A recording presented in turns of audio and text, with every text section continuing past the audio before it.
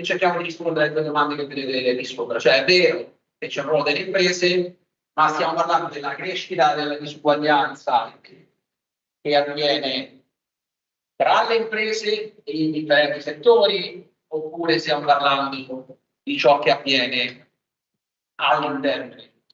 Di fatto vogliamo cercare di capire se sono i settori che stanno andando a pagare in maniera molto differente, se c'è qualcosa dentro i settori per cui dentro i settori alcune imprese sono migliori in termini di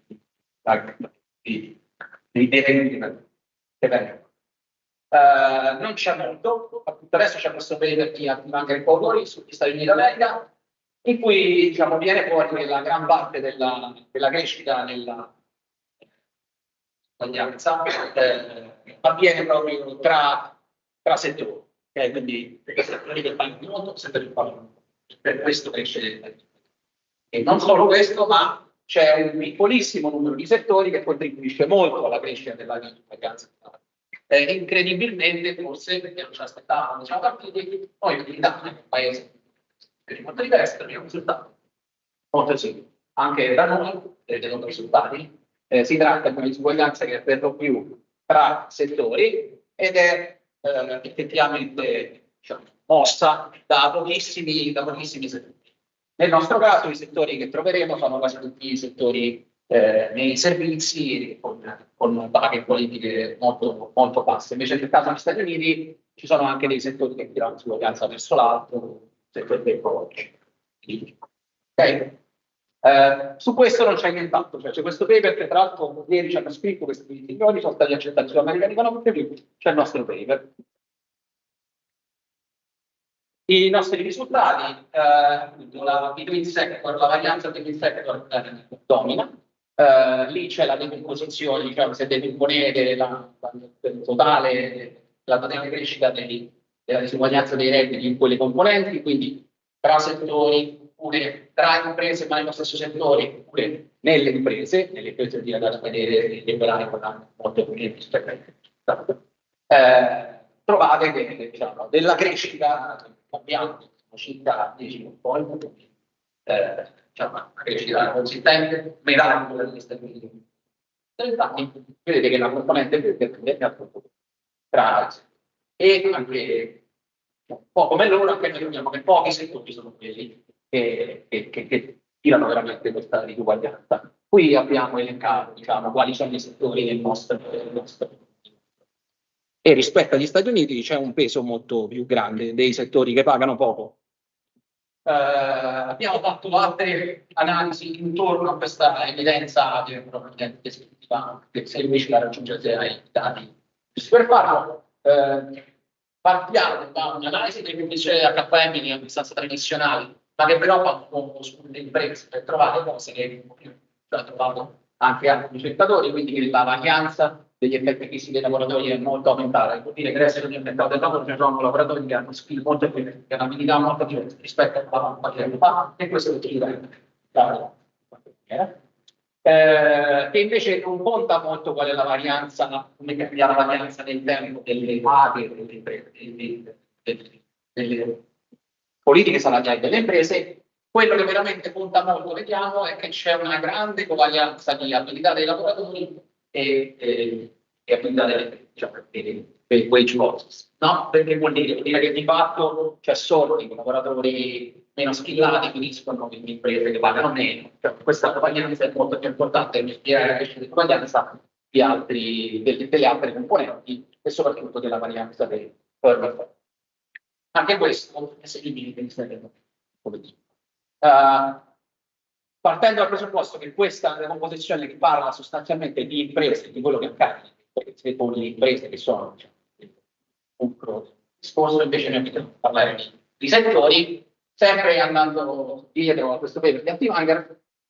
Un'altra volta ci diamo i nostri HM e poi facciamo una decomposizione un po' più complicata, e in questa decomposizione complicata vediamo che ancora una volta quello che conta della componente del sorting è il sorting che avviene tra le imprese, cioè c'è un sorting che cresce tra le imprese del tempo, tra le altre imprese, tra settori. Okay? Quindi in alcuni settori si concentrano lavoratori consumativi, molto buoni, in altri invece, e questa cosa tende a far crescere la disuguaglianza. In maniera abbastanza interessante vediamo che invece dal punto di vista della varianza delle wage force delle imprese non c'è molto. Questo non vuol dire che la media sia abbassata nel tempo, sto parlando del fatto della varianza, ok? E non cresce, il fatto non è che non cresce, non ha un peso, perché ha molto più peso tutta la parte della varianza. Questo è un po' quello che succede nei dati. Abbiamo poi la fortuna di avere rispetto a quel paper americano anche delle misure di labor supply, di fatto le settimane lavorate, cerchiamo di capire qual è il qui devo spiegare questa disuguaglianza che cresce. Ancora una volta è importante la covarianza, cioè nei settori che pagano poco ci sono lavoratori poco qualificati. Cioè, ancora una volta la covarianza tra le due cose. Cioè, in questo caso, nei settori che hanno poche settimane lavorate ci sono anche salari bassi. Questo è un po' quello che succede. Non è tanto una storia di settimane lavorate, è tanto una storia di wage rate separatamente, ma ancora una volta la covarianza. Questo è quello che è cresciuto, diciamo, quello è che molti lavoratori poco skillati sono andati a lavorare in posti dove si paga poco e ci sono poche settimane lavorate. Questa è la crescita che abbiamo detto. Ok? Posso saltare queste due slide perché... Sì. Dipende dal fatto che il presidente è quella del mercato del lavoro, perché altrimenti... Sì, questo dipende dal fatto... questo dipende anche dal fatto che nel tempo un certo tipo di lavoratori sono entrati nel mercato del lavoro, evidentemente tra 85 e 2018, entrano sempre più migranti, entrano molte più donne, però, cioè, diciamo, ex ante, noi sappiamo se entrano tutti i migranti bravissimi che vanno a lavorare in ICT, quello che stiamo vedendo qui, se sono loro, poi andiamo a investigare specificamente sul lavoratore, perché stiamo sulle imprese, sui settori, chi entra molto probabilmente va nella parte bassa. Proprio. E quindi entra con tutte le abilità già basse su web a lavorare in settori che fanno basta. E molto probabilmente sì, vogliate, facciamo un po' di giochini in questa cosa, 2, 3, 4, diciamo, è ovvio che diciamo, dove vuole andare Giuseppe, vuole arrivare al fatto che se io decresco i settori in maniera molto aggregata, chiaramente è molto facile far apparire che la disuguaglianza tra settori cresce. Vedete che se li usiamo a 2, a 3, a 4 digiti cambia. Sarebbe veramente interessante, forse anche tanto, cioè già interessante quello che dici, ma dato che succede questa cosa, sarebbe, penso, molto utile sapere cosa succede, perché quelli che stanno andando sul petto, la prima cosa che succede, oppure sono specializzati in settori, quindi alla fine vanno là perché è cambiato un po' la cultura. Sì, perfettamente ragione. Come vedete il ruolo dei nuovi entranti. Adesso vedrai, c'è già tanto lavoro, ma questo era una possibile, diciamo, spin-off. Qua noi partivamo da zero, non c'era niente da questo punto di vista, e quello che facciamo è cerchiamo di fare una fotografia. Dopodiché i meccanismi, più meccanismi di supply, più meccanismi di demand. In realtà nemmeno il tentativo anche può arrivare fino là, lo lascia proprio, lui chiude il paper dicendo io penso che vi faccio notare che non si può non guardare al ruolo dei settori e al ruolo delle imprese sulla disuguaglianza, quindi apre diciamo, un mondo di politiche che non so esattamente il mondo delle politiche del lavoro, sta cercando di maggior ragione diciamo, io ritengo che questi corsi sono più belli, sono meno scomplicati, a maggior ragione se in paesi così diversi c'hai che appunto il ruolo dell'impresa è molto pesante, anche se ci sono delle caratteristiche istituzionali veramente. Quindi vuol dire che per qualche motivo, o per shock macroeconomici, o per shock legati a trading, o c'è qualcosa nella struttura della produzione che però porta a quella parte. Non posso escludere ovviamente che ci stati anche cambiamenti nella forza lavoro. Non faccio niente di determinante dal punto di vista perché per sapere c'è tanta roba ancora da vedere, da capire insomma su questo. Però era, diciamo, sulla base di questo secondo me possono partire N paper che cercano i meccanismi in maniera più precisa.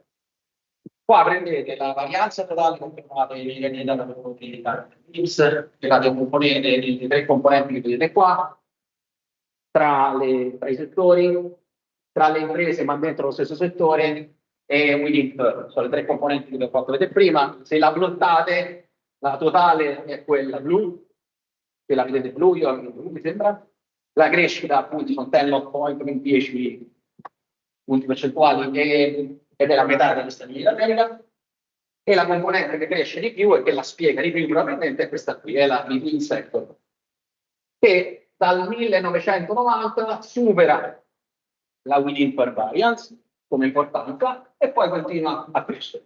Certo, il ruolo della within per più o meno non è stabile, perché cresce tutto, però è sicuramente meno importante da spiegare perché cresce. Questo proprio per i dati e i quanti.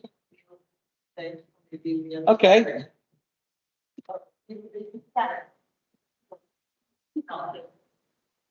Okay. If you take the data that I've shown before in the graphs, you can simply compute these measures that are interesting. You take the cross-section of 1985, and these are the three components of the decomposition, and this is the total variance. You do the same in 2018, and then you can simply calculate the change, and then the weight of the change in terms of the total change. Okay. So if you want to explain the growth, then the between sector component, it explains that 10 points a lot with respect to the other.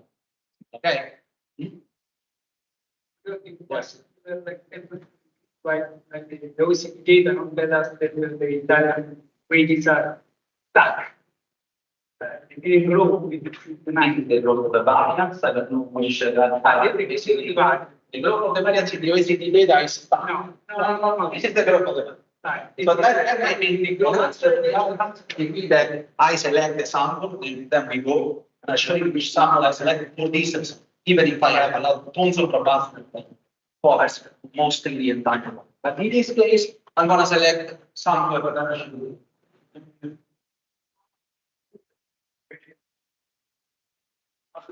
In this moment, it's 4 digit. This calculation is 4 digit. But if I do 2 digit, 3 digit, here it is. And nothing changes. You can do 2 digit, you can do 3 digit, 4 digit. And when you arrive at 4 digit, you should be happy. And it's at least the rest of the leader and the third. Okay? But then there are other questions. Yes. There is factor. Wait. It matters. That's your question. It matters that how much they are bargaining. It matters. It works to attract the infra-sector, maybe with the codices that I can tell you that we because we have a list of national contracts in INPS. There are some robustness checks. I don't remember by heart the same. It doesn't change that much. So it doesn't seem that this picture remains stable even if you check.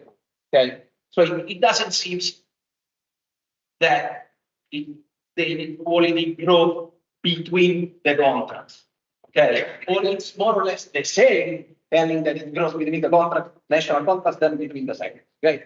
But if you go on the paper, you find all these things. Okay. Then you can play around with that measure. You take the between sector variance growth that you have seen before, you can decompose it again. How you do it? I mean, you take the relative earnings in each of the 523 sectors of 4 digit, then you wait it for the employment share, and you try to see which are the sectors that are, responsible for all this mess. And that's the story. This is the share of between sector variance growth. These are the 14 top 4 digit sector contributing to the between sector variance. They contribute a lot. A lot. So 14 just already contributes for more than 40-50% a lot. Okay, and are just 14.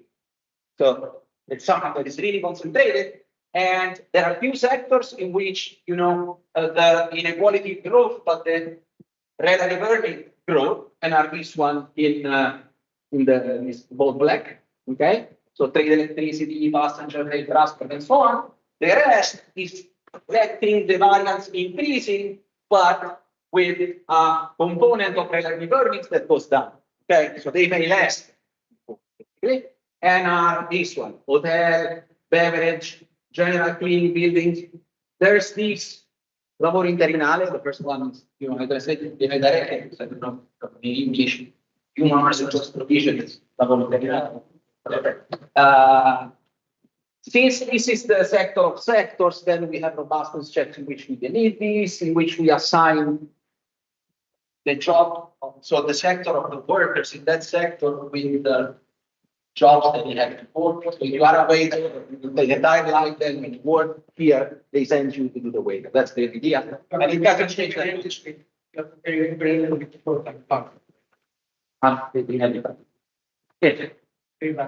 Yes, everybody in, and I calculated. I think that maybe I went to.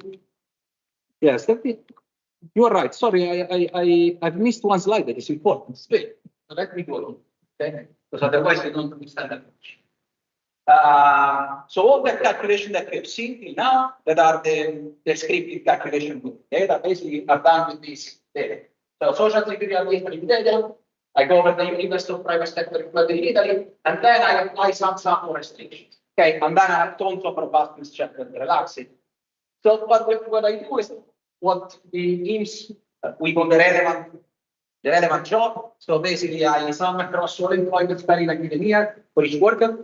So I have just one job per year. Okay, then why it's very difficult to do calculation. The worker is obviously with the firm that accounts for the largest share of income, right? And then I have, for each cross section, I have a threshold of the level of annual earning, which is 3,500 euros. And this is calculated by, well, I mean, we have follow anti-hunger, but basically you have to work 13 weeks at least. You have to work, so in our minds, you work 40 hours per week. And then we have taken the lowest early wage in the data by taking the minimum of the minimum contracts that we have found within contracts, which, if I remember correctly, is sort of cleaning or something. So this is the lowest of the lowest you can find in the data. Okay? Of course, you can relax. Okay? You can do this with 3,000. You go down, you include some, but it doesn't change that much. And I think one of the biggest assumptions is this one, that let the data very comparable with the US, but of course, Italy is problematic, that we select firms with at least 10 workers. But again, if you go on the paper, we relax these if you're up to 4 workers. Okay? So then we cover like 80%, more than 80% of the workers in Italy. Okay? If you go back to 10 workers, calculating the variances, you do it when you so this is the sample. Okay, so my results belongs also to the fact that I select first a little bit bigger, okay, and but this let everything be comparable with US, and then you find that anyway, I mean the result stands if you increase these two measures. That your error starts somehow are realized over time. Are realized.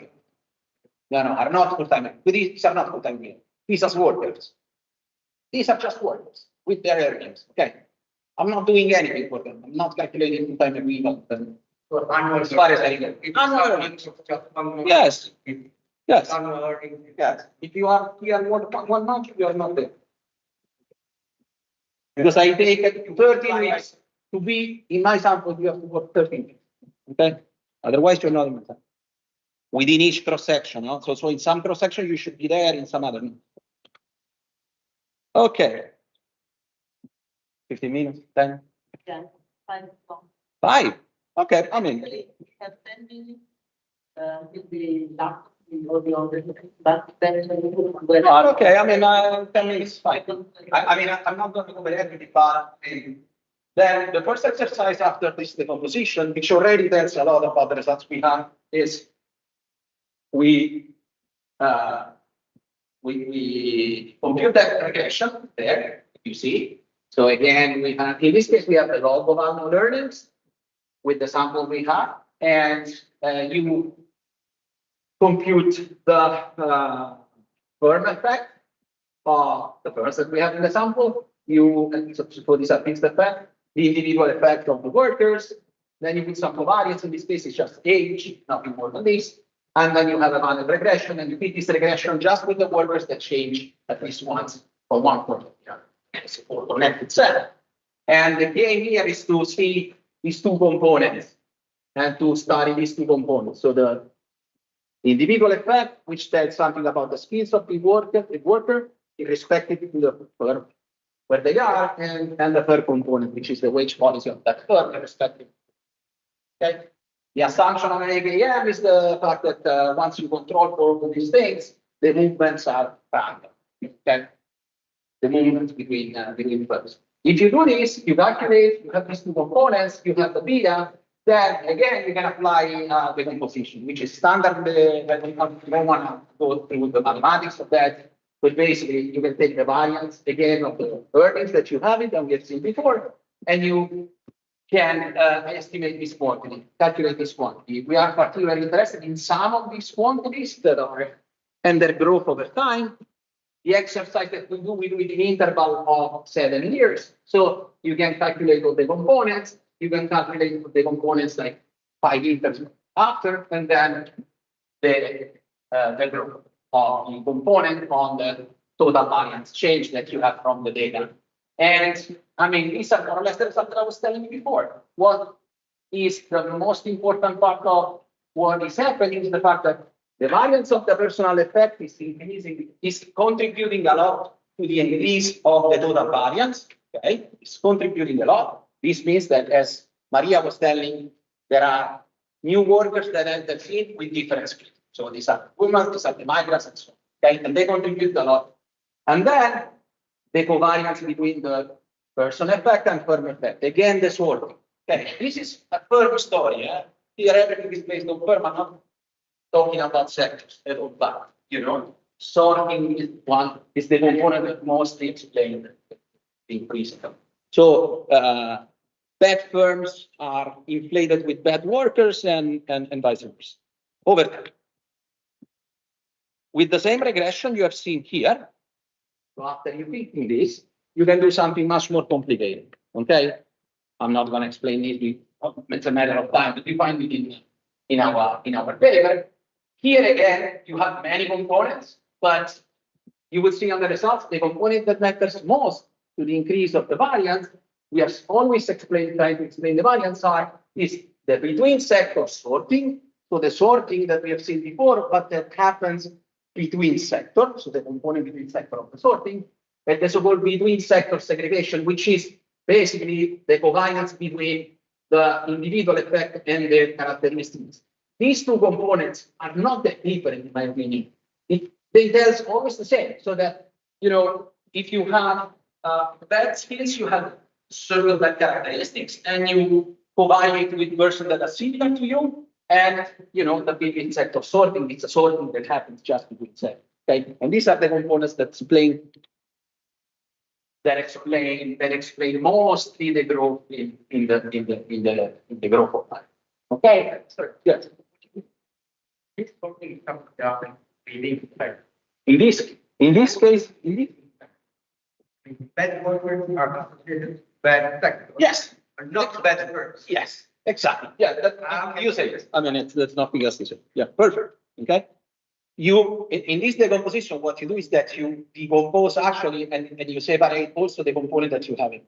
You have another component which is within, that is between firm within sector. Okay. Which is not that important. Okay.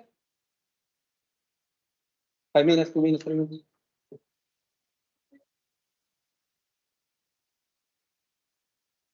Okay. Yes, I can go to the last exercise, which is this one. Since, as I told you, whatever we have done till now is with the log of learnings. Of course, you can separate the log of annual earnings in something that is wage rate and something that is fixed. Okay? The application of this tool is the earning. In the case of the INPS data, we have the weeks, and we don't have exactly the wage rate, but we go in the weekly wage because we don't have it. So the earnings is weekly earnings. Okay? It's our measure of wage rate, even if it's not exactly the right measure, but it's what we have. Then again, you take logs, you calculate variance, and you can decompose again. Okay.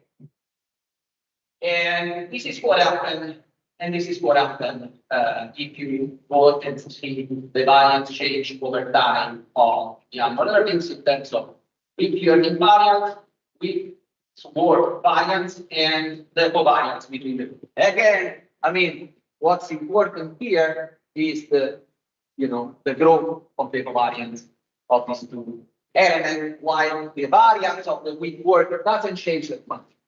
This means that those people that have not very good skill are going to work in sector that they have low wage rate and they work 2 weeks.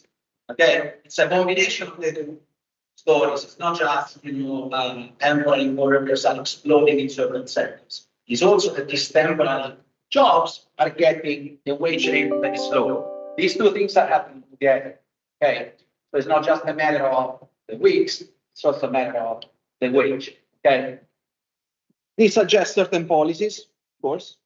I have nothing else to say apart that you can look here at the tons of robustness that we have done in terms of qualifying our results. That are one that I explain you, even if I understand that it's difficult because there's a lot of calculations that few minutes to dig into that. But if you have the working failure, we can talk about it. And so mostly the group of earnings inequality in Italy in 30 years, the variance is between industry and driven by a small number of industry due to change in the allocation of workers across industry and due to the rising of the positive association between the rate of pay and the labor supply. Okay, what is striking me is that there are many similarities with the US, and this suggests that if you want the policy to tackle this, you can do something that is not exactly right. You can do what you can select something which is not regulated forcibly with the distribution in the level. That's maybe a proposal. The paper is a positive paper, it's not a normative paper, it's just what it is. The calculations are correct, these are the numbers put in. Thanks to you.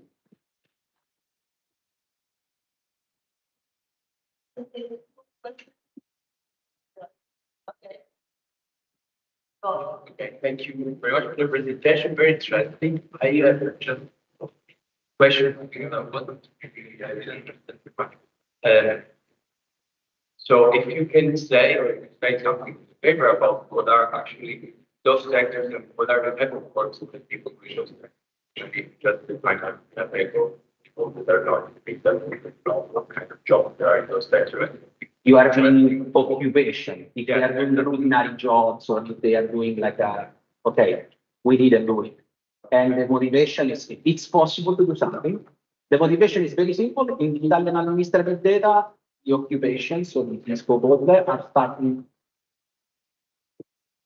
around 2009 with the comunicazione obbligatoria. And before that, so, here we are writing a paper and we wanted to give, 30 years of, but is it possible to do for the last year? We are thinking about it, and it's possible also to impute back, and so in principle it's possible. And then I imagine that it's going to be something routinary. You see the sectors, no? These are, cleaning ladies, and but you imagine. I don't think that. But I think it's only thing I also have to give is interesting also to see what they. And then also was wondering after this all this occupation, then it would be also interesting to see what is wage equality level and future index, and that is okay. If we move these people to better. Yes. Well, that's it. Counterfactual exercise. Yes. We can do it. Absolutely. Yeah. With this paper, it's 55 pages. So no, but it's a matter of the other paper. And the data are there. Yes. You really have I'm reading before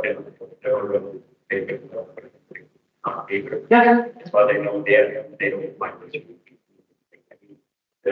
where the effect is that the large part of The baby is not maybe it's not second purpose. Yes, a lot of numbers for you at the first exercise that I've done is card. I mean, nevertheless, My first exercise is this is a third. Okay. Yeah. And what I found here is that the covariance of the perm effect, I mean, it doesn't play a big role. No, I think it's hard. I'm quite sure that, I mean, what is what I mean is, that they find that, I mean, the last all in the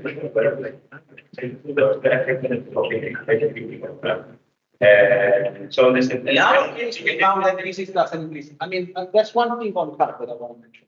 It's probably small problem. It doesn't decompose the variance. I'm not sure whether it decomposes the variance. This is talking about. and with the well, so maybe and I don't know. I might maybe that's you find for them. I get it, but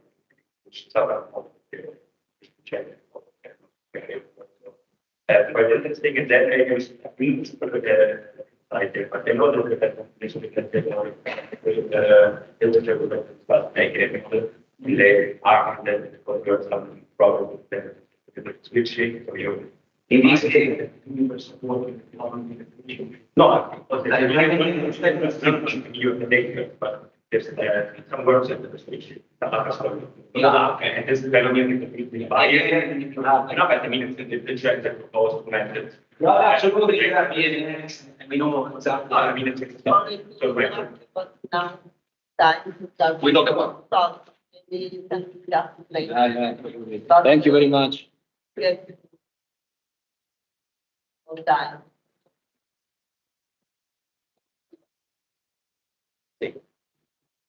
Edoardo era in Word, in PDF o?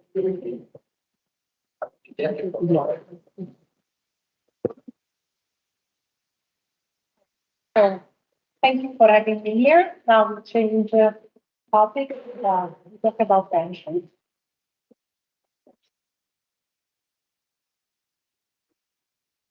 Non c'è.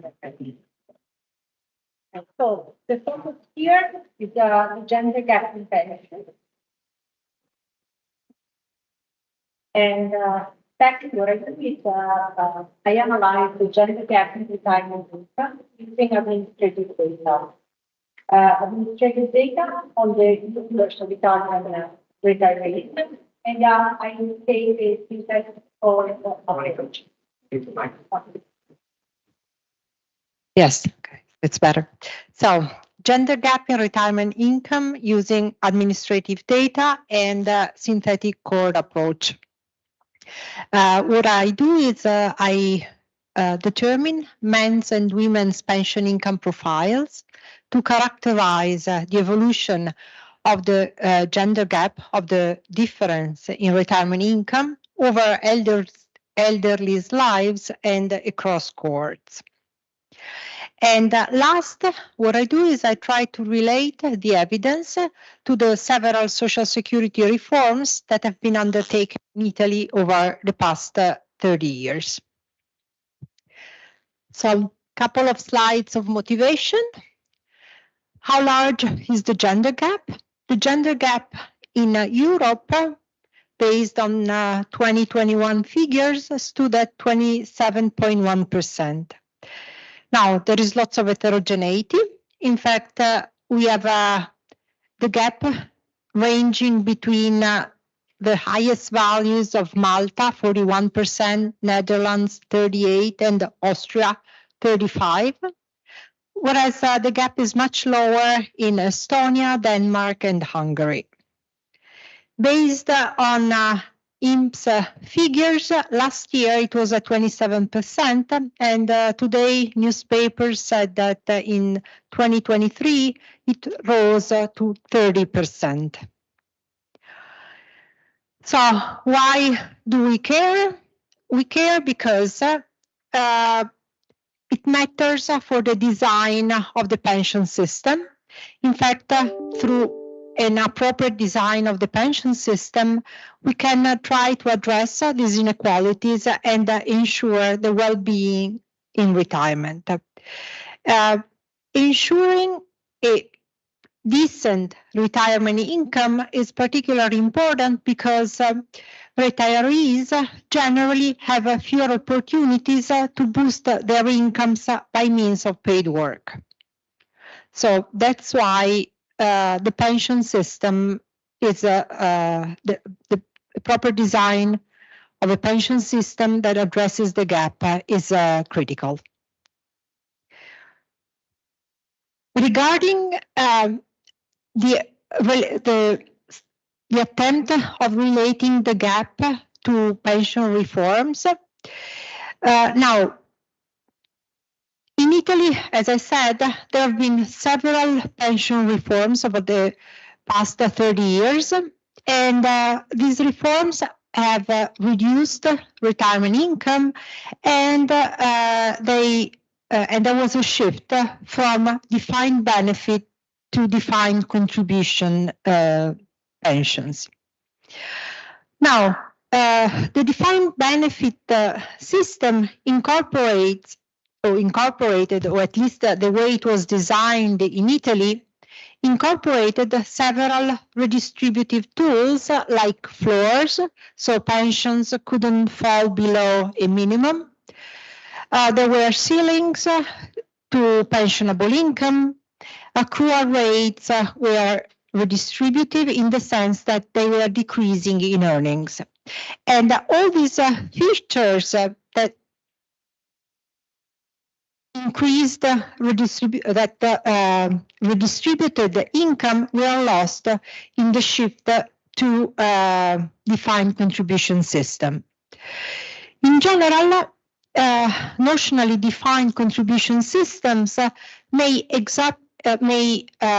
increase the gap if women have lower income, because a lower income implies lower contributions, and with defined contribution pensions are strictly related to how much one contributes. However, there are a couple of features that in the system that still tend to reduce the gap, and these are survivors' pensions, which are whose main beneficiaries are typically women. And a second feature has to do with the gender gap in life expectancy, which is not accounted for in defined contribution formulas. So this fact is a source of between gender redistribution, as women's mortality rates tend to be lower. Which data do I use? I use INPS data, and my sample includes all retirees born between 1930 and 1964. I exclude those who retired before age 50. And I exclude professionals, recipients of pensions from public employment, and recipients of social assistance type of pensions. So essentially what I look at are old age pensions, early retirement pensions, and work insurance based invalidity, and survivor's pension. Ultimately, my sample consists of 230 million observations on 12 million retirees, which I observe for 28 years. Now, in the sample, women are 46.6%, when in reality there are more women or female retirees than males, but the reason of this is that, as I said, I just focus on work-based pensions, and since there are more men than women in the labor market, this explains why we have more male retirees than female. As I said before, I take a year of birth cohort approach, which implies a setting like this. Essentially, what I do is I take the retirees born at 5-year intervals. So let's look at the first cohort. The first cohort includes all the retirees born between 1930 and 1934. And I observe these people from the age of 61 to the age of 90. So, and I observed them in 1995, 96, etc., until 2020. And the average cell size, meaning the number of observations per year, so the number of retirees per year, retirees born between 1930 and 1934, is 1.8 million. Notice that the younger are my retirees, the smaller is the horizon I observe them. For example, my youngest cohort includes the retirees born between 1960 and 1964. And as I said, I drop those who retired before 50. And for this reason, the first year I observed someone retiring at the age of 50 is in 2010. Someone born in 1960 who retires in 2010. Okay? And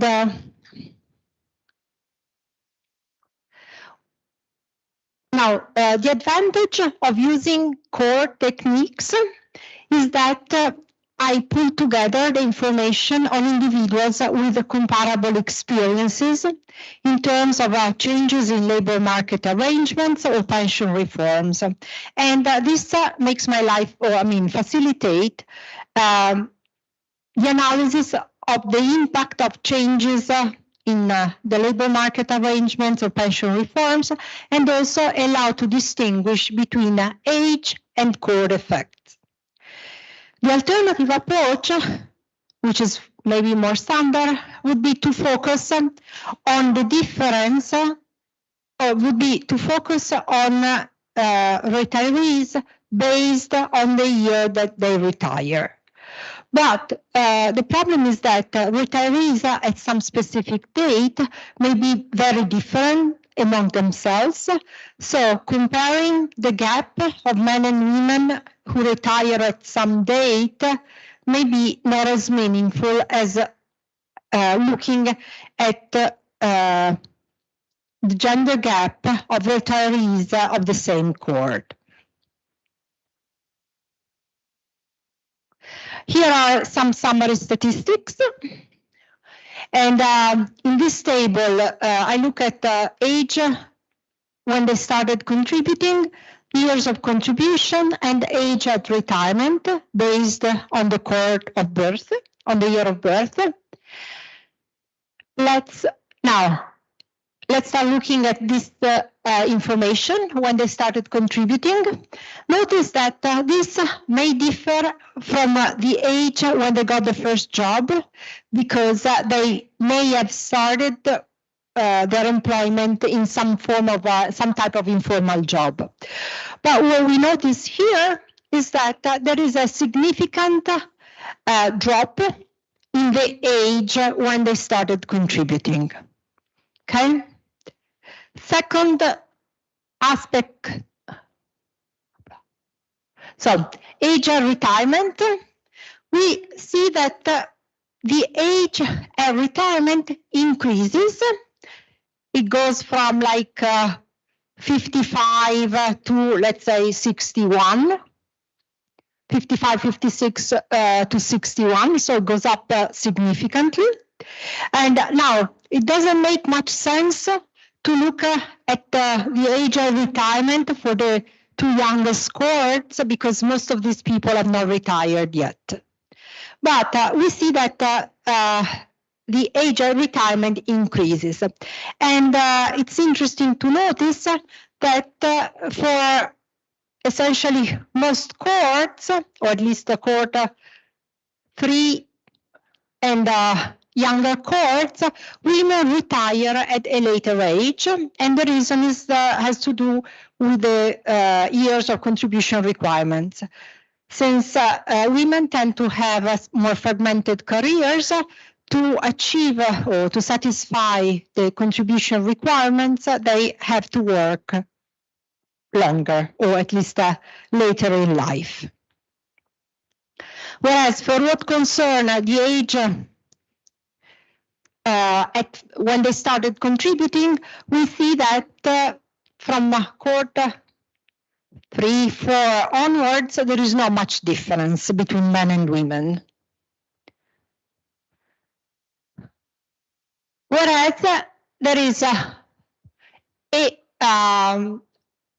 significant difference for what concern the years of contribution.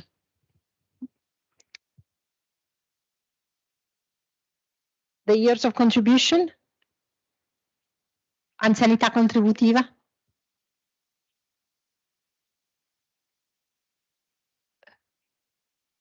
No, it's these are retirees, so yes, I know exactly the years of contribution that they had because these are all retirees. So it's been computed by INPS.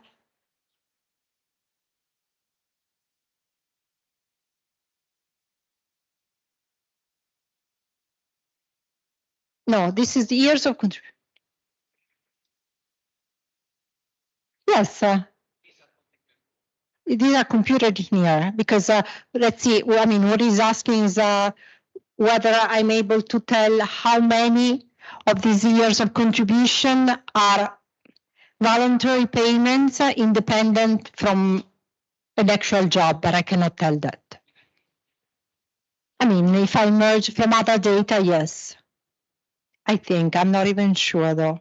Yes, probably yes. Yes. So, but what we see here is that okay, what I was saying is that there is quite a significant difference between men and women in terms of average years of contributions. And the second, and this has to do with the fact that women tend to retire through old age retirement, which has a much lower years of contribution retirement and a higher age requirement.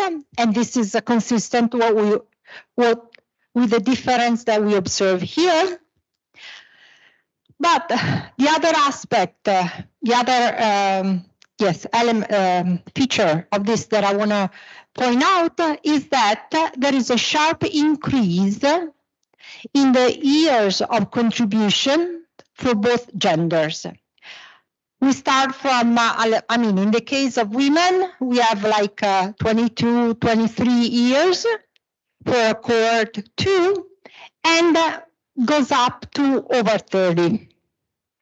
Same thing for men, 29, 39. So there is a very sharp increase in the years of contributions and retirement across cohorts.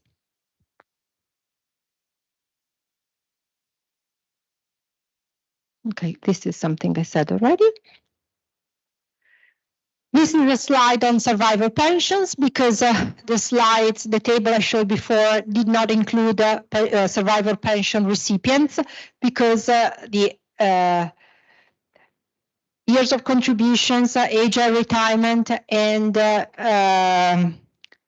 age at the time of first contribution refer to the deceased in the case of a survivor pension. So I excluded them. And I have some summary statistics for survivor pensions in here.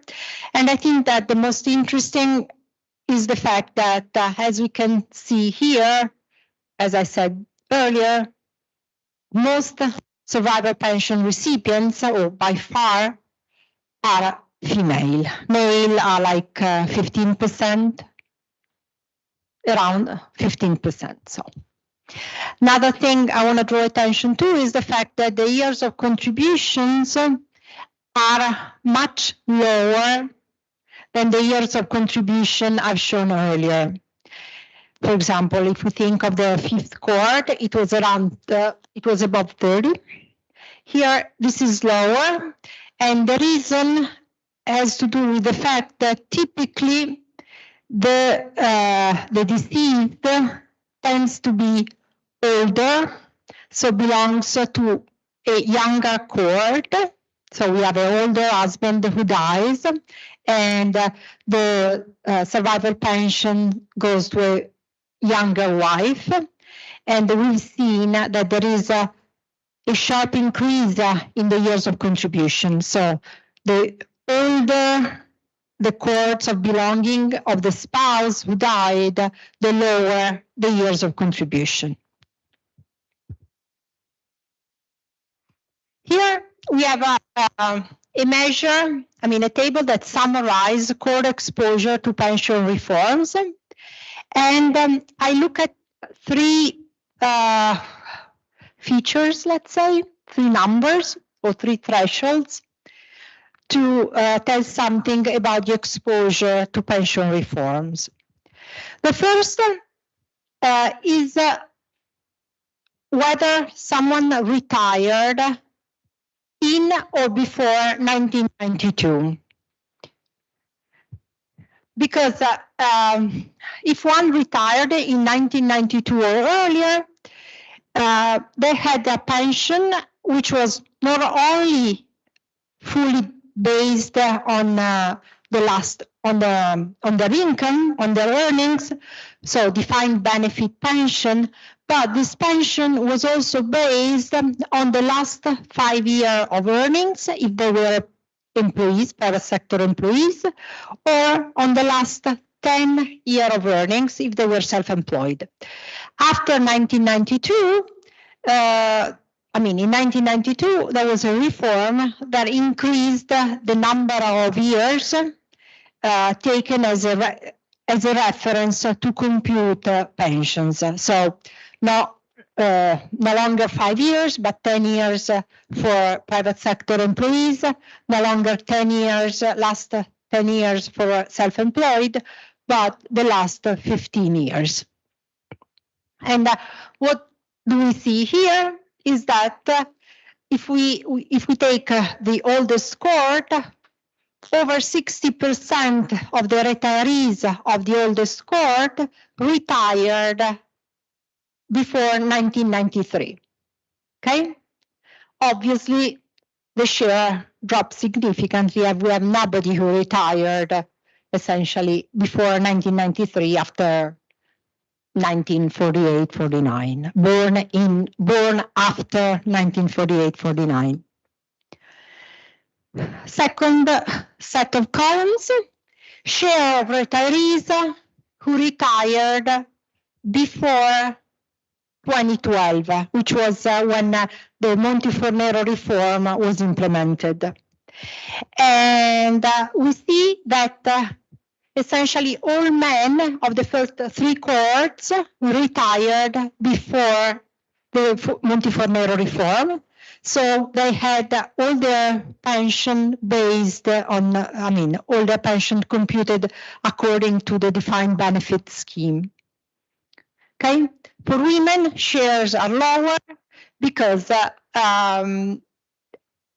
even though they have the same age of men, probably they didn't have the year of contributions necessary to satisfy or to meet the year of contribution requirement.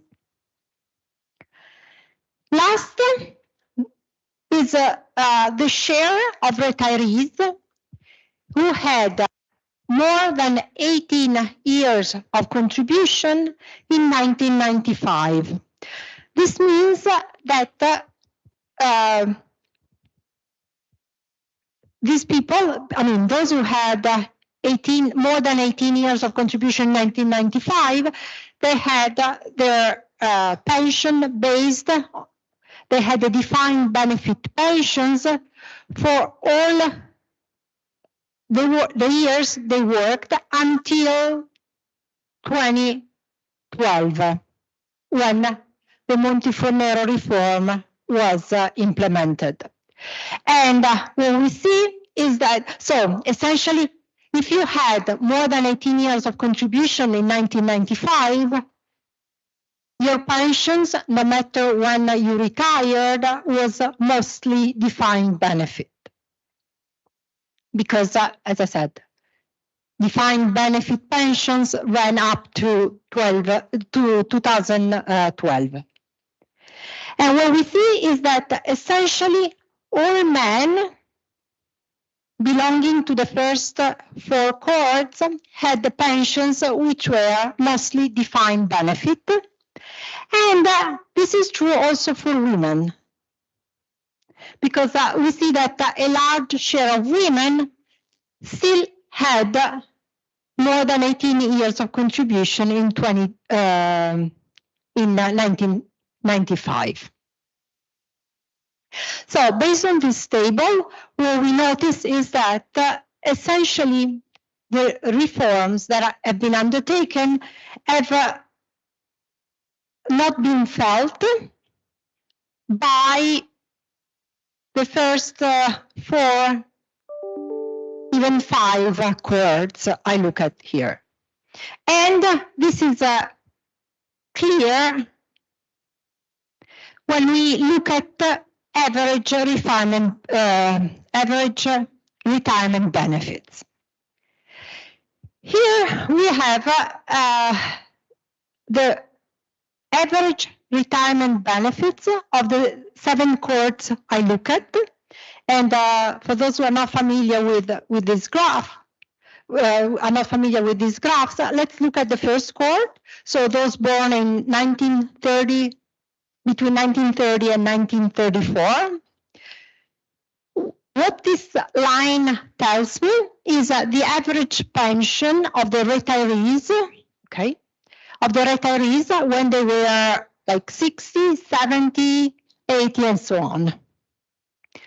Here is the average pension of those born between 1935 and 1939. These are men and these are women. So the vertical distance between the line of the same color gives us an idea of the gap, of the difference in the average retirement income of men and women at the same age. Okay?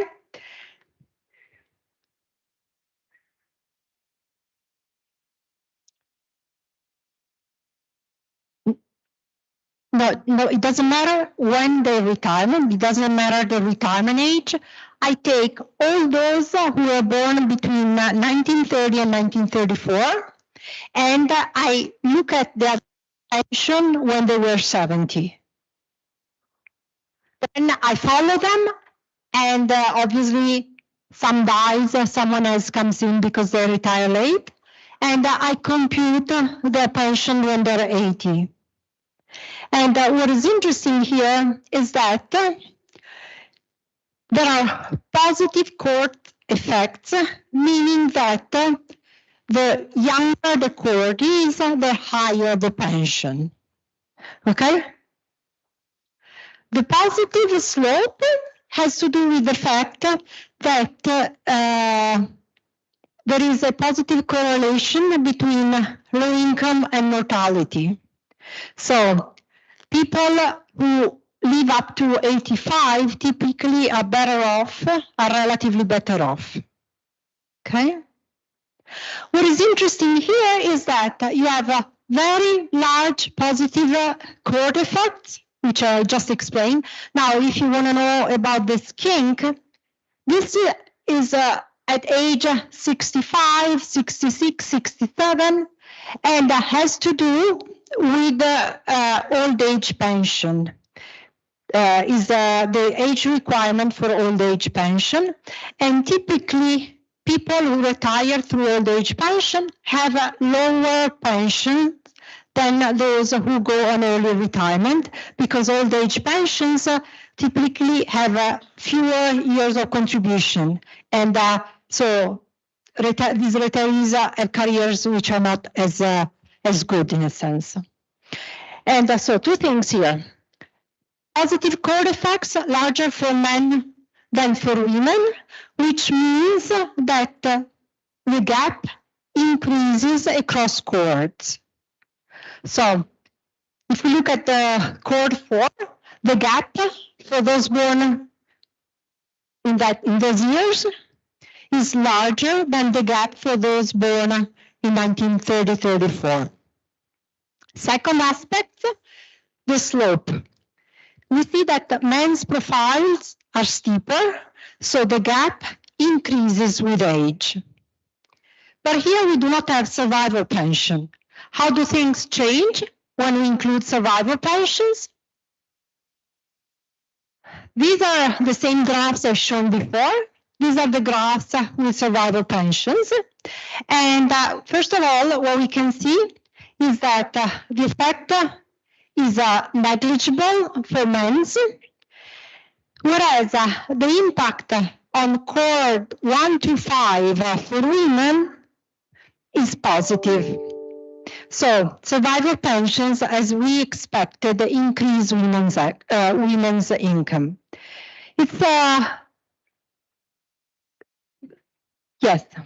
So this doesn't happen for the last two cohorts because we just have too few retirees to consider these issues. Typically, people are born in between 1964 and 54 who are already retired are kind of different in a sense. So I conclude. Okay, here we find that the gender gap in mean retirement income increases across cohorts and with age. I didn't have time to go over the relative gender gap, which has a kind of a different pattern, but so I invite you to read the paper. Thank you.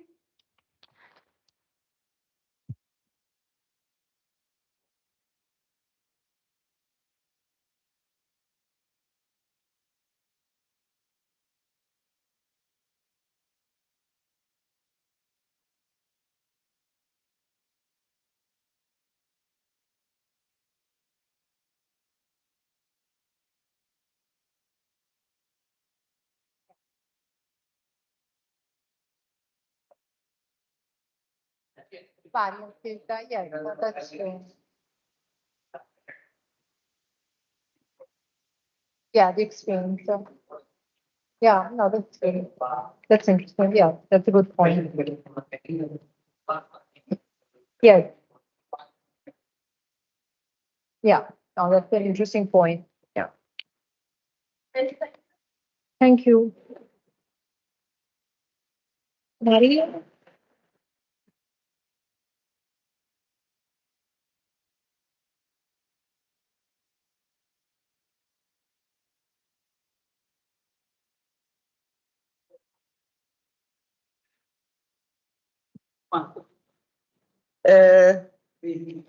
No, I was giving 25 minutes, and according to whether I saw it was enough or not, I left Monica to talk a little bit more.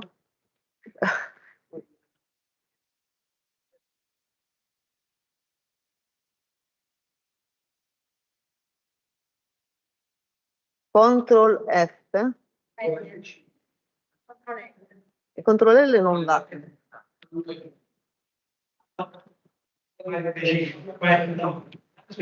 SPC. Okay. Thank you for being here. And this is a joint paper with Paola Biasi and Francesca Gioia, and is not finished work, is just preliminary. So I'll give you the idea, and we have to do a lot of work on this, but Now I'm happy just to say you which is the idea and what we were able to do until now. So which is the motivation behind this paper? The title is Relative Income and how the relative income within the couple affects the utilization of paternity and parental leave. So this is the topic. And we try to understand whether a father takes as a higher probability to take the parental leave or the paternity leave according to his relative economic power within the couple, and which is the motivation behind our research question, is that despite the advances in gender equality, there is still an expectation that mothers should be the primary responsible for childcare.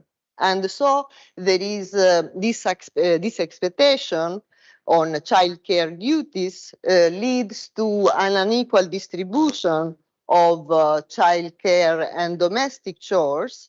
And in Italy, this difference is very important, it's quite large, and as women tend to perform 3 more hours compared to men in unpaid work. But it's not only an Italian phenomenon, it's quite similar also in other countries. Maybe the magnitude of this gender gap in domestic and childcare duties is not so large, but is still there. So why is this important? It is important because if women have to devote much of their time, or anyway, more time to this kind of duties, then this has a cost in terms of career and in terms of wages and also of pensions. As Monica was showing before. And now, according to the economic theory, and especially according to the household specialization model due to Baker, the division of labor in the household should be driven by the income potential of each partner. And so this will designate the higher earner as the primary breadwinner. Okay, so the reason why we see women to devote more work in domestic duties could be that as women earn typically a lower wage compared to men, then according to the Becker model, this is economically efficient in terms of the family well-being, at least from an economic point of view. And however, it could be that there are gender norms that are also involved, and then it would not be sufficient to bring this parity in terms of wages in order to close the gap also in childcare responsibilities. And this is the question we try to answer, we try to investigate. And according to, for instance, this psychological theory, there is this so-called doing gender framework, and according to this doing gender framework, it could be that also if a woman gains more than a man in the couple, is this woman that has a higher wage compared to his husband or the male partner is diverging from the gender norm, then what she tries to do is to compensate on a different side, and then going to take not less responsibility in terms of domestic or child care, but even more in order to compensate the fact that she is deviating, diverging from the traditional and prevalent gender norm in society. And so, as I was saying, we try to understand whether this is the case using parental and paternity leave. Actually, today I will show you only the part on paternity leave. And we use, so this data, these two different types of leave, and the reason we are interested in using both is because these leaves have different norms, are differently regulated, and generate different incentives. I will explain that later on.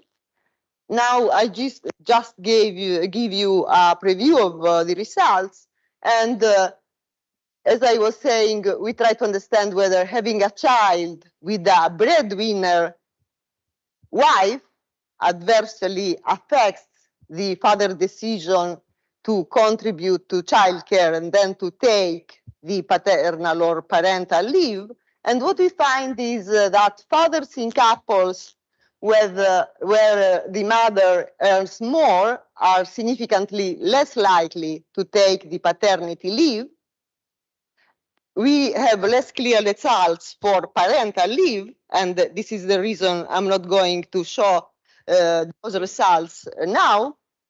And these findings are robust when we try to control for biases that may arise from the fact that whether you gain more or less than your partner is not randomly given, but is endogenous. And so there could be. Exactly. Yeah. And the reason could be that there is this sort of gender norm at play, but as I was saying, these results are very, very robust when we consider paternity leave, and not so robust, and we are still working on it when we consider parental leave. And as I will show you, these two leaves work under different conditions, and it could be that if there is a very strong incentive, then this the result could again alienate to the Becker model, but I'm not sure about that. So I'll skip the literature because we don't have time, and I'll go directly to the institutional framework and describing the two leaves that we use and that we want to use in our work. And as I was saying, in Italy, there is this paternity leave. It has been introduced in 2013 and is the right of the father to take a short leave, actually. At the beginning was just 1 day, and now there are 10 days. Okay, this leave is fully compensated. So the father that decides to take this leave has 100% of allowance. So if we consider the Becker model, we should not expect any relation among the probability of taking this leave and the relative economic power of the father in the couple. So I expect that fathers in households where the wife is the breadwinner have the same incentives to take the leave as fathers in households where the male partner is the breadwinner, because here we have 100% of allowance. So there is no loss and is not related to the wage. Okay. It can be taken while wife is on paternity. It can be taken either 2 months before the child is born, or 3 months later. If so, even also when the woman is on maternity leave.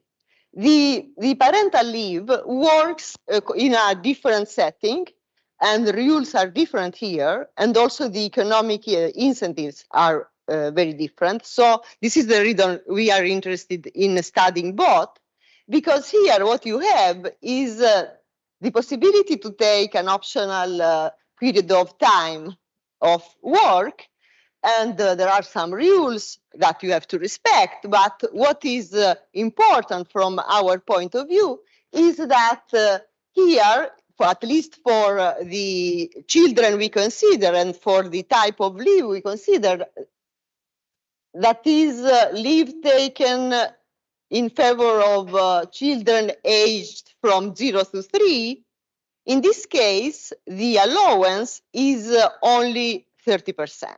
Okay, so here incentives are completely different, because what would maximize the family well-being in terms of economic returns is that the leave should be taken always by the lower earning partner.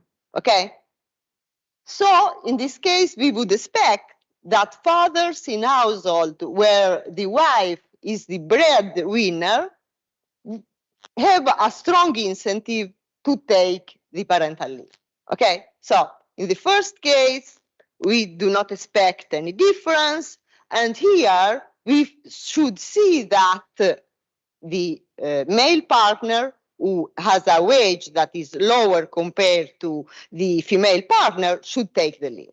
Okay, so this is the reason we want to consider both. Yeah.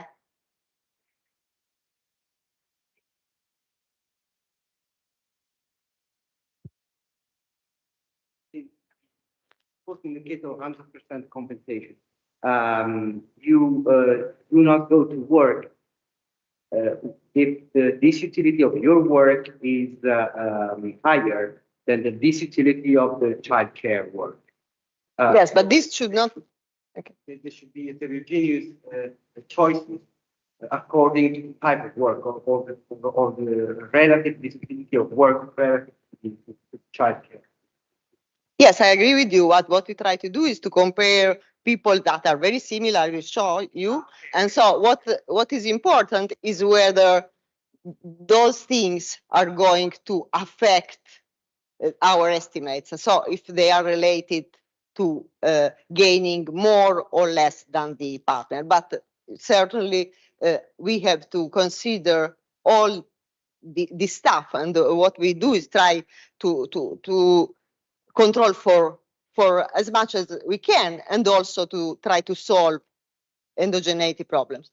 So just few words on the data set we are going to use. As I was saying, I'm limiting 2% results on paternity leave. And what we do is to identify fathers and mothers, because we need to identify the couple. And we do this using this data set on the universal child allowance.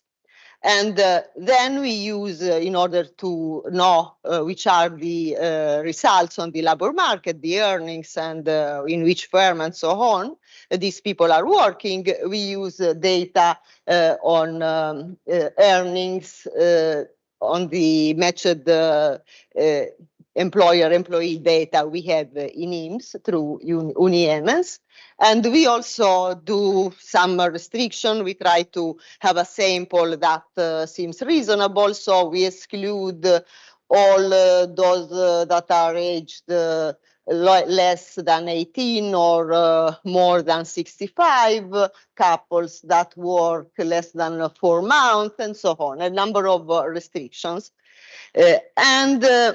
We use then data from the paternity leave. So we have a data set in which for each father, we know for each year who are the fathers, and we know who has applied and used the paternity leave. And so we are able to analyze the probability of using the paternity leave by parents. How? 15. Okay. So just some few descriptives, just to give you an idea of the data we are using. As we work with the universe of individuals, there is quite a large data set. Not so large.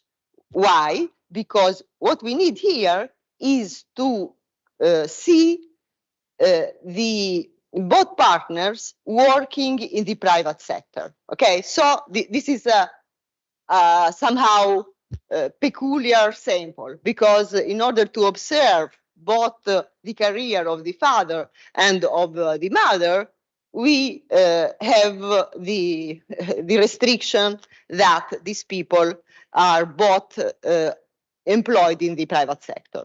As you can see, the paternity leave is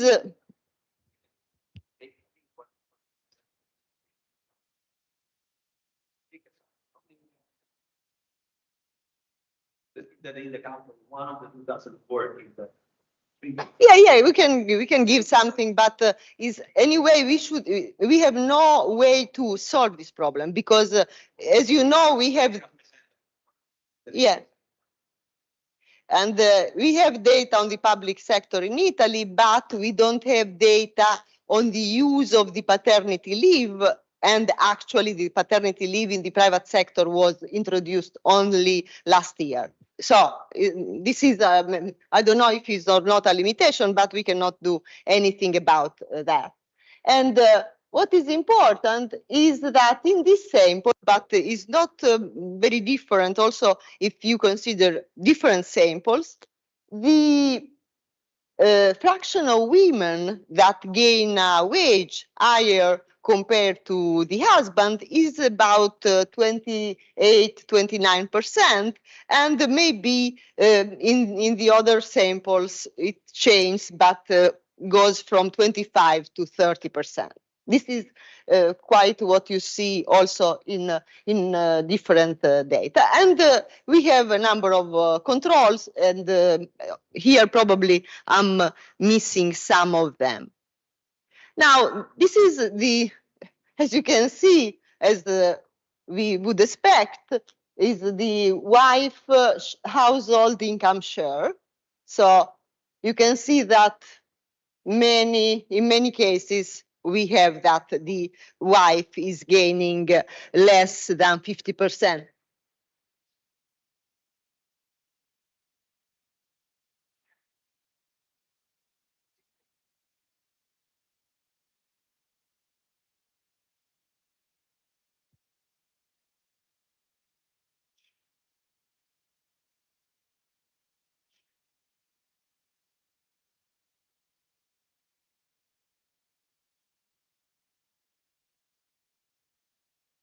No, I agree. It might be that everybody from that institution then will change their. Yes, but what we did, and actually, as you know, I was working until the last minute on this. What we do is try different things, consider among regressors the share, not just the dummy variable saying if you gain more than your husband, but exactly probably what you have in mind. So we did it. I don't have the results, but what we find is that the share matters, but it matters also the threshold. In some of those regression I'm presenting, we also control for the share, and we control both for the wage of the mother and the father. But yes, I agree with you. So what we, sorry, 20? You are increasing. So it's increasing. So I didn't understand before that was working that way. Anyway, what we did in our estimates was to estimate a firm fixed effect. So I will show, we also estimated the OLS without firm fixed effects, but our preferred specification is the firm fixed effect specification. And as you can see, we control for the mother and father wage in logarithms and the dummy variable, and a lot of controls, including demographic and work characteristics. So what we find in the first three specification is just OLS. In the last three is firm fixed effects estimate. So we are trying to take people that work, compare people working in the same firm and with similar characteristics, and we try to understand whether once we control for the wage gained by the mother and the wage gained by the father, it matters whether the wage of the mother is higher. And I don't remember, but probably in the last specification, we also control for the share of the income of the mother. This is just a plot of the probability. As you can see, it drops when the share of the income held by the mother goes,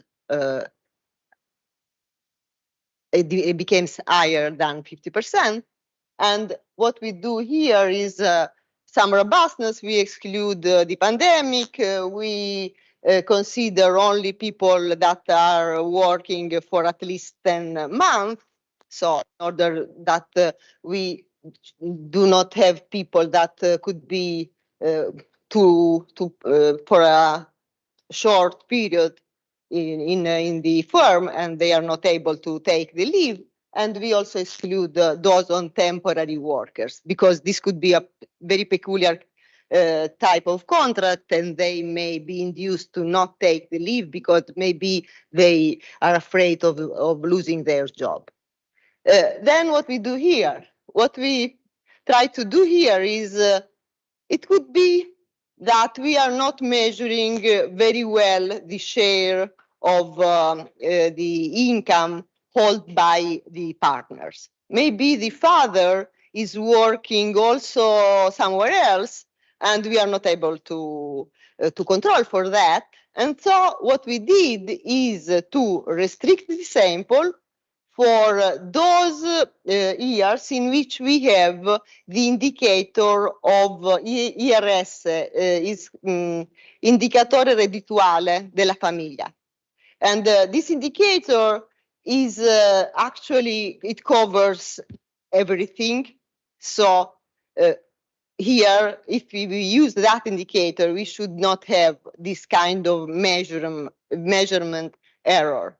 And so what we did is to use that information in order to calculate our variable, and we also control for the economic situation of condition of the family. Results do not change much, and here is something different, because one possible objection to our analysis could be that people just don't know that they can take the paternity leave.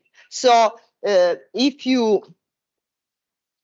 don't know, probably you are also someone that gains less than the wife, maybe because you have a bad job. And so what we do is try to understand whether this could be a channel by considering the education of these people. And as you can see, we find also for those that have tertiary education, for those who have a degree. So, sorry, I lost. Oh, you can't see? No, there is a problem there. Sorry, but yeah, the first slide, I missed it. I said that I was working on it until the last minute. Anyway, sorry for not seeing it, but trust me, we find also for those that are graduated. And then what we did is to try to understand whether these effects are driven from people living in the south, but again, you can see it's both south and north, even if in the south is larger, the effect. We tried to see whether this is driven more on areas in which there are conservative gender norms, and it seems yes, but something is working also in those that are less conservative. And then I don't have time, but what we did is to try to address endogeneity in this estimates. And what we do is to use both a couple fixed effect, in which we consider only those couples we see more than one, and so we can somehow control for unobservables that are time invariant. We also use couple firms fixed effects. And then we also use this method developed by Bertrand and Galvan, in which instead of considering whether the women earns more than the men, they consider the probability. So they estimate the probability that that woman gains a wage that is larger than his partner. So we applied also this method, and the results do not change. We always find that having a partner who gains more, instead of inducing the male to take more the care of the children, it induces the opposite result. And what we have to do now is to work on the parental leave side, because I think it is very interesting to compare these two situations that have different incentives. So I'll skip the conclusions because I think you already got the main points of my work, and Paola that is here. So thank you.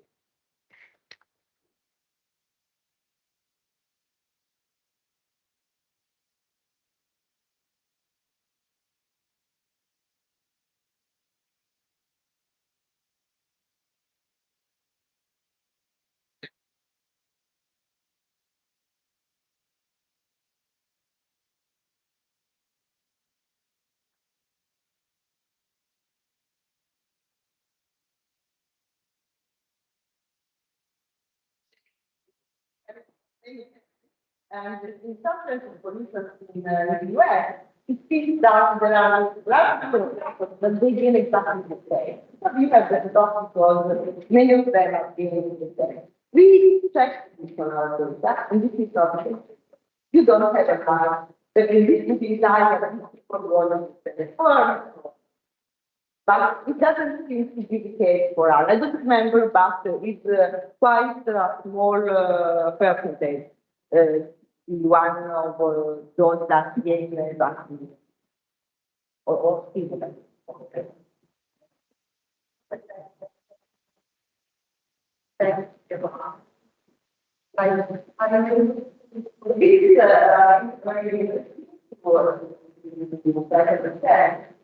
They are somehow acting with the department for here now in the US, but the woman actually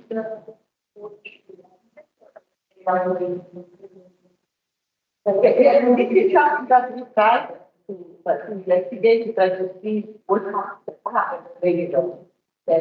So whether this man getting promoted, so now they are very less, but then it's payoff. I don't remember exactly which were the results, but we attempted maybe not so deeply because I don't remember the answer. So we have to see whether they will take it down. Yeah, thank you. It was very interesting. I wondering, could it be, maybe you said that I didn't understand it, but could it be that the probability is like three people taking the paternity leave because they take the parental leave at some point? You control whether they took it? We do not control, but it's quite unlikely here because, as I was saying, this is a leave that they take in the year which the child was born and during a limited period. So just 3 months before and 3 months later. Typically, at least part of this period is covered by the compulsory maternity. So we didn't check, but I don't think it's that. Okay. Sorry, Paola. No, I give you the time. So it's starting now. Yeah, but then it's another session, so we have to. No, I don't. We can. Yeah, we have 10 minutes. But there is a coffee break. Yes, but I want to leave the floor for the coffee break. I don't want to steal the coffee break. Yeah, but usually you try to recover usually. Anyway.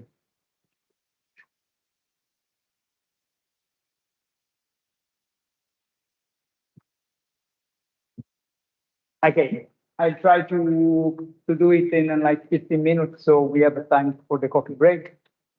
And so it's a paper about the labor market concentration. You focus on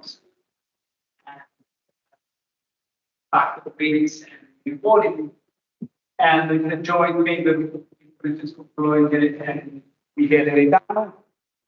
So there are now many papers by firms, by lawyers on workers, no? And the last 5, 10 years, many papers done in the US or Europe. So it's a proxy power usually where concentration for the market concentration, firms market concentration, then there are other negatives in the paper.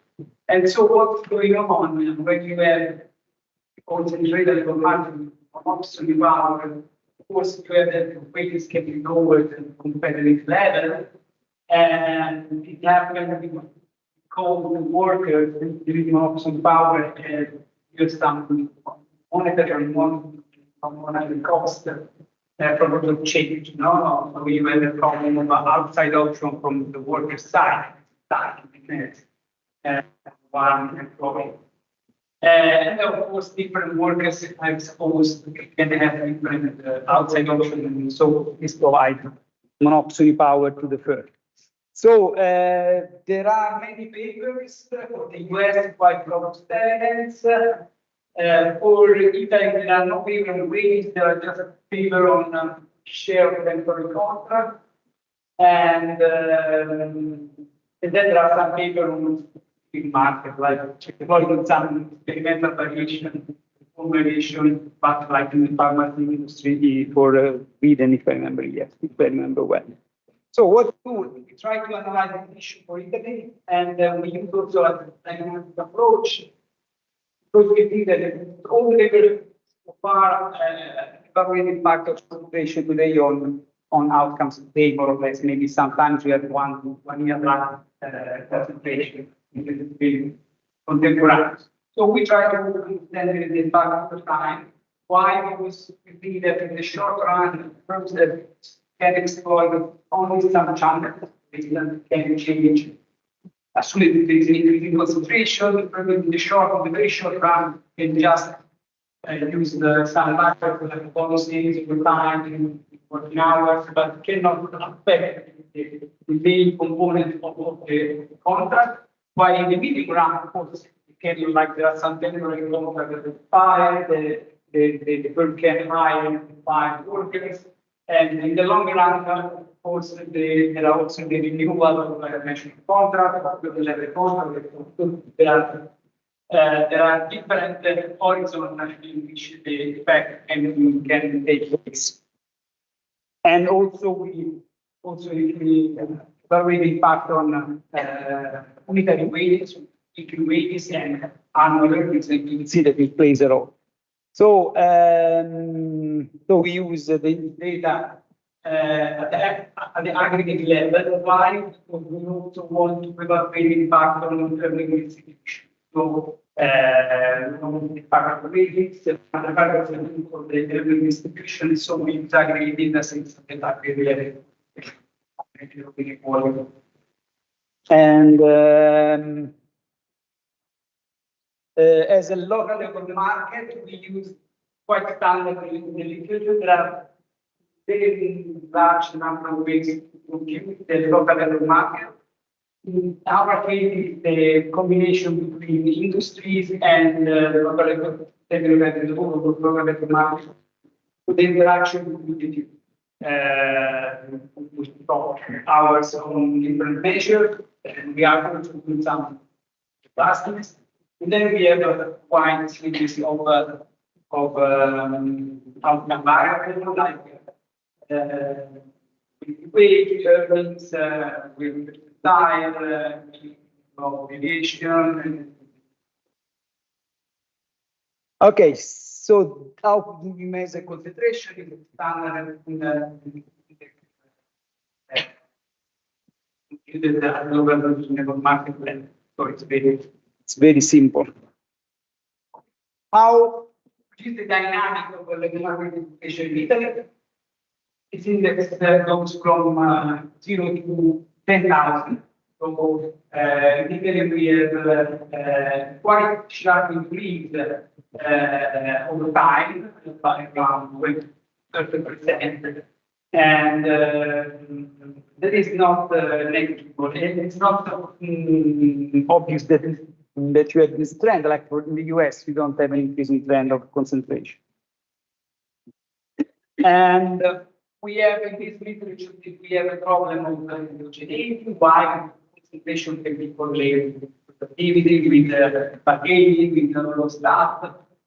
And so in order to control for that, we use a wide set of fixed effects as standard in the literature, and then we use also a standard instrument that is the one-out mental variable approach that captures some shocks at the national level. So assuming that what happens in the local labor market is not affected by national industry level, not endogenous.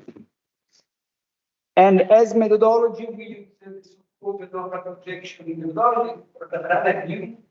It's like a dynamic model in which we can exploit different time horizons of the wild variable.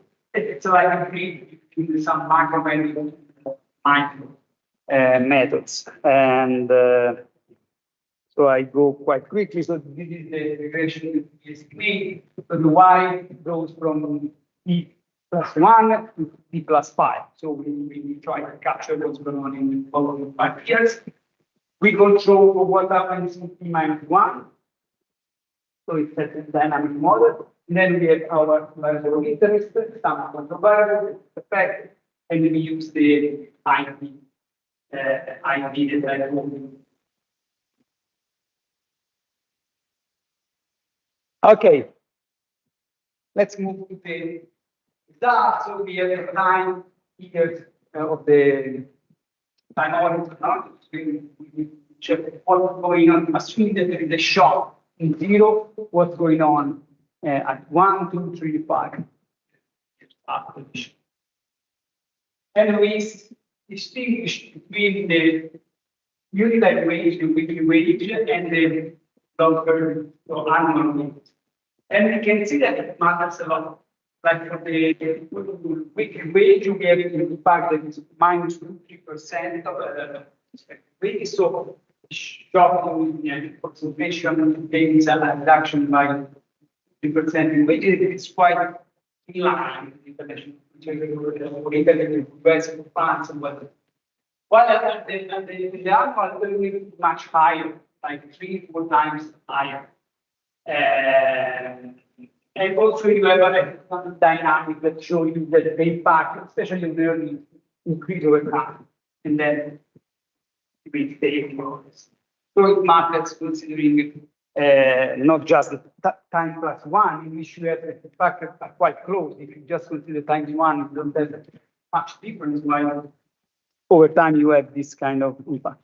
Why you can say that the concentration has an impact also on the share of part-time and temporary workers.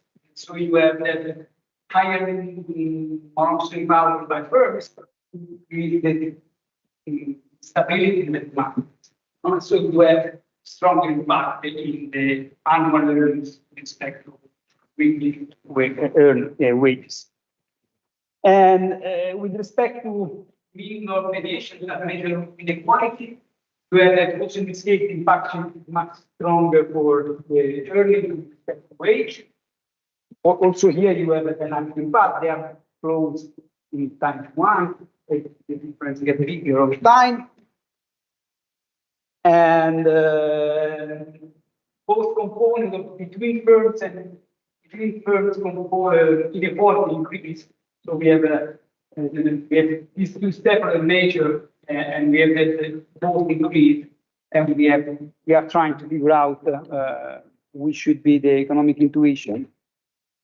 And when we consider also the percentile ratio, we have that the impact is mainly due to the 80-10 ratio. So the impact of higher concentration is more due to an impact on the lower take, especially the higher take, and basically not affected.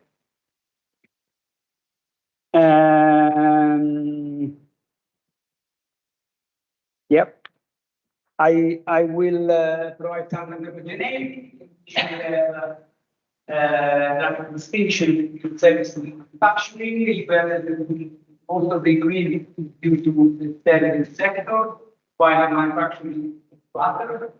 And also you have that the impact on services is stronger.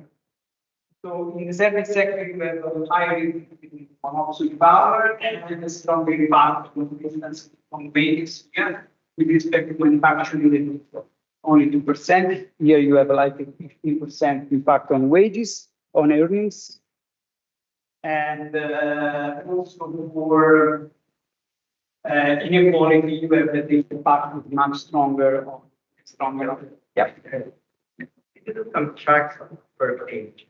The thing is, if the result of a lower weight of the effect, negative weight, in that long run, assuming that they have a certain phase low respect to the average productivity, because they have more power, they can set lower weights, right? But in the long run, I mean, wages should adjust. Why? It's still monopoly power.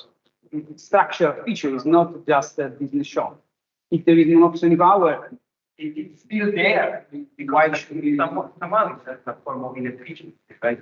Yeah, but it's not just temporary. And why not? Because workers die, migrate a lot, right? Yeah. Okay.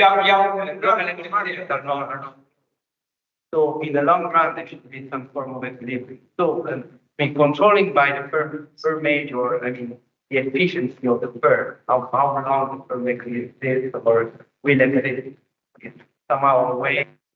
Okay, and this is what happened in the short run, but in the long run, we have the biggest effect according to. Yeah, but here, of course, you don't have perfect market. In the long run, you're not going to have a perfect market, so you are sure that you are going to. So if you have in mind, of course, a perfect equilibrium, you the monopoly just a temporary stuff. Okay, but in this case, it's already that structural stuff. in a sense, why should it be reduced? No, So you should perform also study on the 10 year, 20 year. I mean, why? Well, we have long time horizon, also because we have data from, and saying that from 2005 to 2018, if I remember well. And so we cannot use like 10 years or 15 years of time because here we have the municipality from 2005. Before you don't have it, so we need to, in order to reflect the local market. Yeah, it's the local market can be denied only from. Yes, otherwise, if we were able to start from the 70s, then of course you might also increase the time on some. And also for small city and top city, you have the trend of difference of concentration, and they increase especially strong for small city with respect to big city, and the impact is lower for top city. The impact on weight is smaller top city, and it's quite limited. Of course, in big city, the outside options are higher, and so you usually have less option power. It's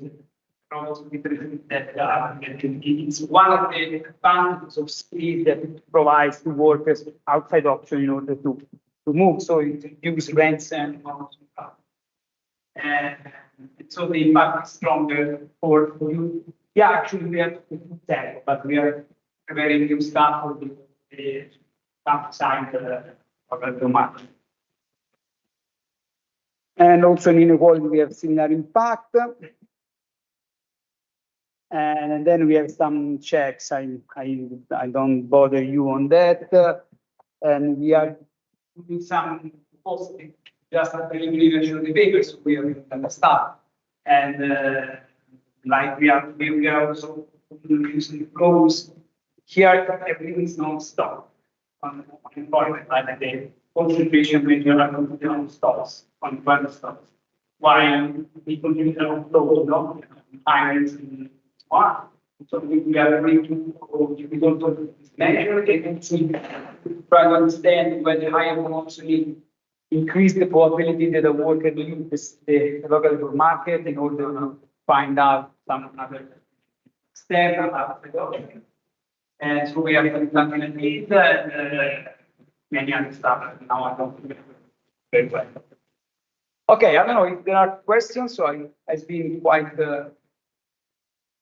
quick, so we maybe